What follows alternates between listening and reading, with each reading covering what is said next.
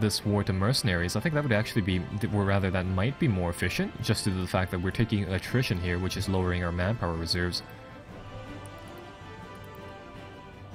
So yeah, that's also an option on the table here.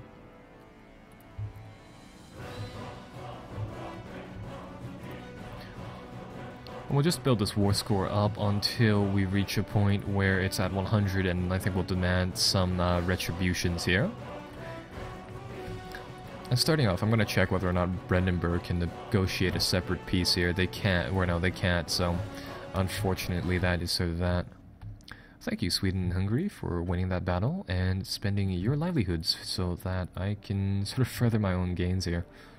I think, can Sweden make no, Sweden's in their own sort of conflict with them, so they can make their own demands. Hungary, however, probably isn't going to make their own peace. They're going to be under us, so we don't have to give, say, things to Hungary, but I think I will, mainly due to the fact that I'd actually enjoy seeing them become a bit of a rival, seeing as how they're right next to Austria. If they become a great power, they'll probably fight it out with Bohemia and Austria and the Ottoman Empire over there, sort of taking, say, some heat away from us for to go at them. So yeah, that'll be one pretty helpful thing. I'm going to call back these troops, reassemble them over here, and get our guys assembled to deal with this peasant revolt. And let's see, we have enough sort of Republican tradition to switch over for another year to sort of keep our current guy elected, so we'll do that. Send these guys, hopefully their peasant army here isn't too tough, and we can beat them even with the penalty that it sort of stacks on us there. And there we go, we'll move forwards with the siege, and this will be hopefully the dissolution of Poland in just one big sweep. And it looks like Brest is gone.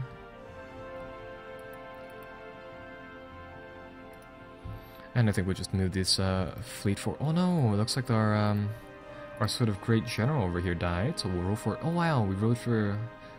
We're getting an even better one with 6 shot capacity, so that's really neat. That'll definitely do a ton of damage during these fights. Let's actually check our military tradition rating right now. 42%. That's definitely not bad. That's pretty good, actually. So that'll be good. And in the meantime, I'm going to see whether or not we can find some guy who's a master of the mint. But this guy's a little too expensive for us. So I think we'll go with just a base level guy for now. And we are actually rolling in administrative points, so we'll try to get a lead on the tech over here for at least as much as we can, so then we can hopefully grab another level in one of the powers type of thing. So right, trade and all of that is finished right now. All we really need to do is just add to our military power, so that'll just passively happen. We're not building anything say too important in the military section, so that'll just gradually accumulate.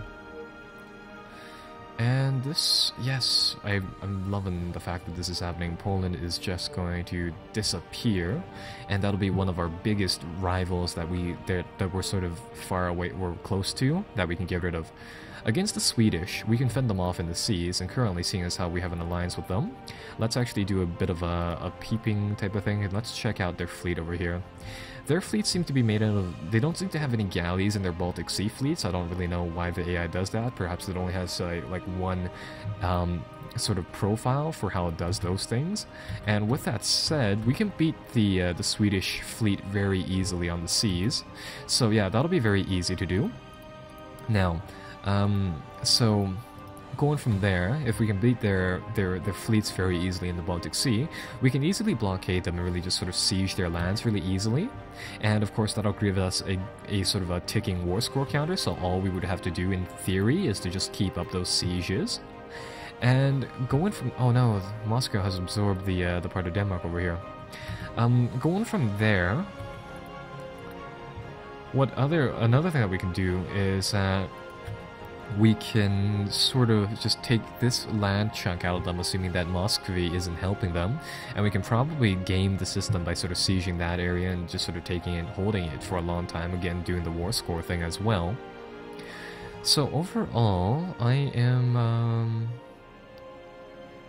slightly like, overall, that's not say too worrying, but Poland here needs to go, and in Muscovy, once Muscovy is sort of gotten rid of, that will effectively be really the only threats outside of the HRE that we can't really handle. Aside from France. France might be an issue later on, but for now it shouldn't be a big thing. Uh-oh, that's going to be a bit of... we cannot win over here. And we are at 67% war score, and our reserves for these siege groups have dropped so low that we can't really siege anymore. So I think I'll pull back effectively what would be the presence of the Hanseatic League inside this fight, and I'll let the Swedish and the Hungarians really take care of winning this war for us now. They'll actually passively handle the rebel nationalists group that'll pop up here, so that'll be good. And in general, I just want them to do their thing. I think Moscow ended their war with Poland, so they've hopefully taken some lands over here as well, which is very, very good news for us. And it looks like the Golden Horde has made its appearance over here. So right, those things are going well. Hungary is using just sort of a one-stack thing to siege places. We are pretty much fine with that for now. Right, so I want my armies to combine here. I don't want it to just do its thing. Call for peace. It looks like the people want us to call for peace and end this war. Well, unfortunately, currently the provincial cost for one of these locations is pretty high, and it looks like we can't actually take Brandenburg as a sort of a what's it called? A vessel just yet. So that is rather unfortunate. Right, so, with that said, I'm gonna see what we can do to sort of further our own games and as well as break up the powerhouse that is Poland.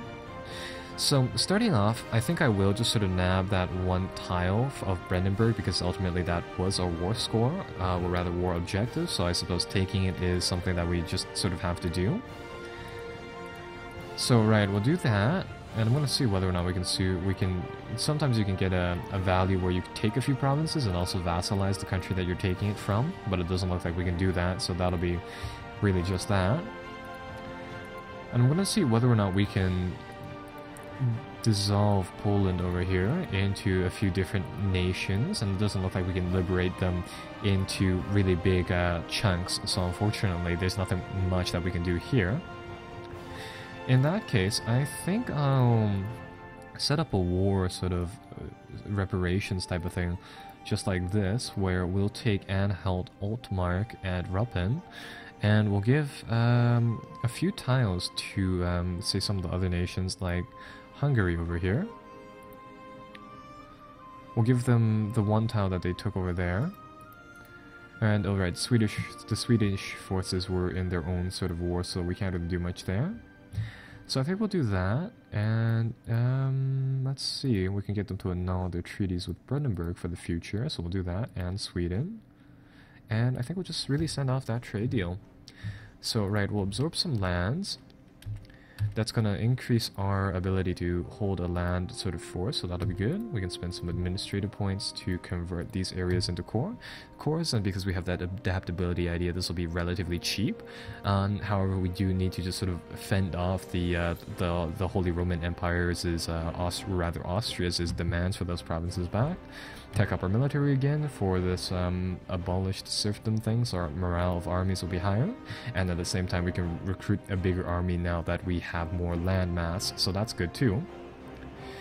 Right, so that is actually very, very good. It's a high chance for revolts over here though. What I think I'll do here is that I'll boost our stability by 1 to just sort of lower the chance of these revolts, and I think I'll also have to build a few buildings to sort of get those done. And it looks like we have the goal to placate France. So I think we'll do that next time, and I think we'll just end this play session here. So overall, I'd say that we made, say, quite some progress here. Austria is outraged again, but I don't think that they'll be able to fight a war with us just yet. And overall, I mean, yeah, we did pretty well. We expanded our territories here, cooled down, and of course, we definitely weakened Poland over here, which is a big thing. So I think I'll see you guys next time when we play some more of EU4.